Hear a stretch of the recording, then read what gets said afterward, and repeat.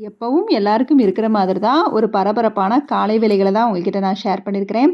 காலையில எழுந்ததுலேருந்தே நம்ம எவ்வளோதான் பரபரப்பா வேலைகள பார்த்தாலும், நம்மளுக்குன்னு கொஞ்சம் விஷயங்கள வந்து யோசிச்சு பண்ணணும். ஃபேமிலிக்காக நெறைய விஷயங்கள நம்ம யோசிச்சு பண்றோம். ஸோ அந்த நேரம் நம்மளோட ஹெல்த்தையும் கொஞ்சம் கேர் பண்ணிக்கிற மாரி ஏதாவது விஷயங்கள வந்து செஞ்சுக்கணும். ஏன்னா சுவர் இருந்தா தான் சித்திரம் வரைய முடியுங்கிற மாதிரி நம்மளோட ஹெல்த்த கொஞ்சம் கேர் பண்ணிக்கிட்டா தான், நம்ம கொஞ்சம் ஹெல்த்தியா இருந்தா தான் குடும்பத்த நல்லா ஹெல்த்தியா பார்த்துக்க முடியும். ஸோ அதனால நம்மளுக்கு தேவையான சின்ன சின்ன செல்ஃப் கேரையும் வந்து பண்ணிக்கணும்.